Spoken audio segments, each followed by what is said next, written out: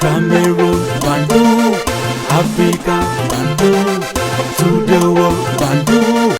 Your Bamenda man, your Ekona man, your Ngi man, your Bakure man, and proudly so, your Anglophone brother. You're welcome on this platform. Les amis, en fait, il y a des gens qui sont d'une honnêteté analytique légendaire. Il y a d'autres qui sont d'une malhonnêteté analytique criarde, maladif. Alex Siwe, on ne peut pas le taxer des pro et tout pro ceci. Alex Siwe a accepté l'invitation de ma fille, Lil Pidjou, la petite histoire, elle est ma fille. Dans un entretien, il s'est livré et lui a posé des questions. Alex a répondu aussi de façon spontanée. Et Alex dit ce que nous disons ici tout le temps. Nous, par exemple, moi, je n'ai jamais mangé 5 francs dans le football. Jamais 5 francs dans le football. Et personne ne m'a vu en train de courir pour aller dans un stade ou devant l'hôtel de Lyon pour aller voir les Lions. Jamais. Je n'ai jamais appelé un lion de ma vie, de professionnel. Jamais de la vie. Les seuls footballeurs que j'ai rencontrés, one-on-one, dans ma vie, c'est Samuel Eto'o-Fils. Mais pas aujourd'hui. Entre 2010 et 2012. Donc, depuis 2012, je n'ai jamais rencontré Eto'o. Et la rencontre que j'ai faite avec Eto'o, c'était pas une rencontre où il m'a appelé pour une... Non, non, non. Je gérais un artiste populaire à l'époque, désolé les amis, Don Tom. Sa petite sœur Pauline Eto'o s'est mariée avec Christian à la maison de partie de Bonanjo. Et mon artiste avait été invité, donc payé. On nous a payé pour venir prester. On a presté. C'est comme ça que je rencontre Eto'o pour la première fois. Et Kotes Kecha aussi. C'est le fait. D'ailleurs, Kotes Kecha, que je ne connais pas, j'ai rencontré. Après, on a discuté, on a échangé de contacts et tout. Il n'y a plus son contact aujourd'hui. Elle a envoyé dernièrement sa fille dans mon émission Bantou. On l'a pris là-bas, sa fille qui est chanteuse. Mais les amis, la deuxième personne que j'ai rencontrée, alors que j'ai beaucoup combattu dans les antennes, même sur les réseaux sociaux à l'époque, les réseaux sociaux n'étaient pas virales comme aujourd'hui. Rigobert Songbana, vous vous rappelez à l'époque, il y avait les guégués entre lui et Samuel Eto'o dans l'équipe nationale. Je l'ai rencontré et Salomon Olembe. Voilà les gens que j'ai rencontrés. Il y a Atouba Timothy, je pense aussi, que j'ai rencontré comme ça. On a discuté après, photo et tout ça, dans le cadre d'un événement. Et c'était en journée d'ailleurs parce que je ne suis pas un octambule.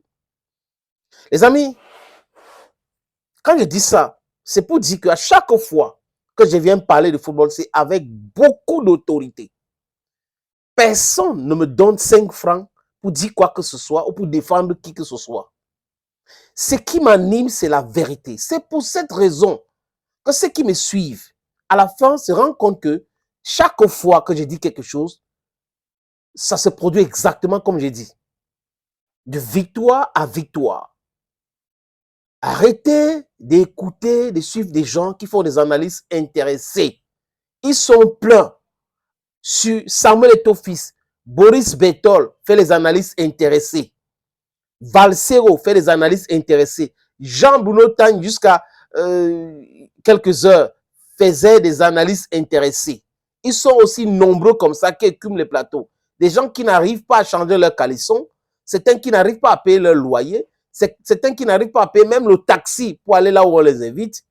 Mais ils passent le temps à parler de « il a échoué, il a fait ceci ». Mais vous ne regardez pas votre propre vie. Est-ce que vous avez réussi? Alex Siwe, il parle avec beaucoup d'autorité. Il a travaillé au moins à la CAF.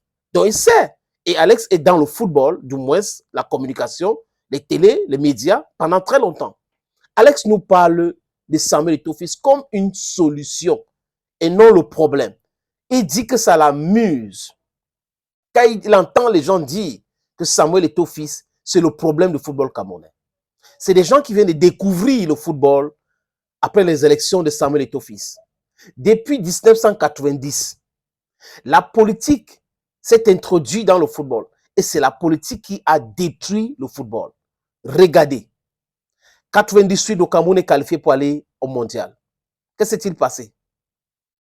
il y a eu des histoires de tricage et billets et tout ça là. Vincent Onana à l'époque, il est fini en prison, perd son âme. En 90, on vous dit quoi? Que c'est Paul Biya qui a demandé qu'on appelle Roger Mila à l'équipe nationale du Cameroun. L'administration est écrite. Paul Biya a-t-il pris son téléphone pour appeler quelqu'un? Et s'il appelle quelqu'un avec son téléphone, est-ce que les gens peuvent prouver cela? L'administration, les amis, est écrite. Est-ce que les gens peuvent nous donner le document que Paul Biya avait signé pour dire qu'il faut qu'on appelle Roger Mila à l'équipe nationale du Cameroun? On fait de la politique et de la communication politique simplement. Vous voyez un peu les amis. Donc, la politique est ancrée dans le sport au Cameroun au point où ils utilisent cela pour manipuler la conscience de la jeunesse. La preuve, cette année, le 10 février, Paul Biya ouvre son discours à la jeunesse camerounaise avec les Lions indomptables. Comme si le problème que connaissent les Lions, les jeunes Camerounais aujourd'hui tourne autour du football. C'est quand même terrible. Mais c'est ce qui s'est passé. Vous voyez un peu les amis. Et la plupart de ceux qui sont en train de s'agiter, des présidents des clubs de Baba ceci, cela, les amis, si vous regardez bien au fond, ils sont des aventuriers. Ils sont je parle de cette minorité d'agitateurs qu'on appelle abusivement présents des clubs. Les gens qui sont en train de courir derrière les subventions de l'État, qui n'arrivent pas à faire fonctionner leur club. Ils croient que c'est un truc de bénévolat, on va arriver après l'État, on crée un club, l'État va nous subventionner, ça va passer, business as usual. Et après, oui, on a la FECAFOOT quand même, on dédoit nos conteneurs et autres. C'est ceux-là qui disent que Eto'o, c'est le problème du football. Parce qu'il les empêche de mettre la main dans la caisse. L'empêcheur de tourner en rond, c'est Samuel Eto'o fils. Je vous suggère, les amis, humblement, d'écouter Alex Siwe pour comprendre très bien ses propos. Franchement, c'est écœurant ce qui se passe. Commençons par être honnêtes, sortons des fantasmes. À mon humble avis, Samuel Eto'o relève plus de la solution que du problème. Je le dis pour avoir parlé football avec lui quelques fois.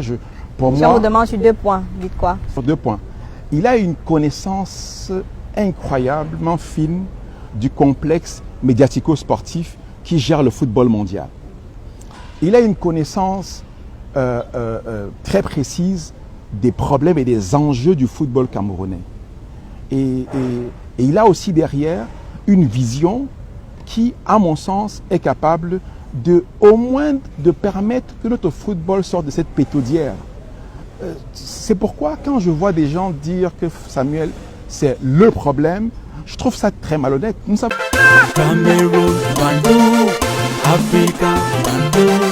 tous depuis 1990 que notre football a été instrumentalisé, notre football a été politisé et du coup il est devenu un enjeu qui n'est plus une question simplement de jeu.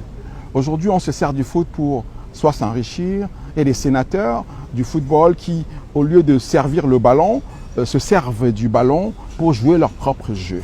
Et Samuel ne peut pas être le problème du football parce que il a lui-même été victime de ce système. Donc il ne peut pas être le problème. Donc il y a une exagération là que je trouve surréaliste. Très clair, lucide les amis. Est-ce qu'il faut ajouter quelque chose encore?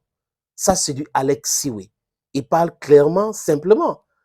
Il n'est pas un proche de Samuel Eto'o, mais il observe tout simplement que c'est quand même bizarre de dire qu'Eto'o c'est le problème, comme si le problème qu'on connaît aujourd'hui n'existait pas. Regardez les Lions indomptables, il n'y a jamais eu de problème de primes. Jamais de problème de primes. Il y a beaucoup de problèmes qui n'existent pas. Mais d'autres problèmes, c'est au fur et à mesure qu'on va solutionner ça. Parce que les habitudes de corruption, de malgouvernance, c'est dans la veine de certaines personnes. C'est difficile de stopper cela, mais ça va y arriver. Thank you, friends, for watching videos on this platform. Thank you again. Bye for now.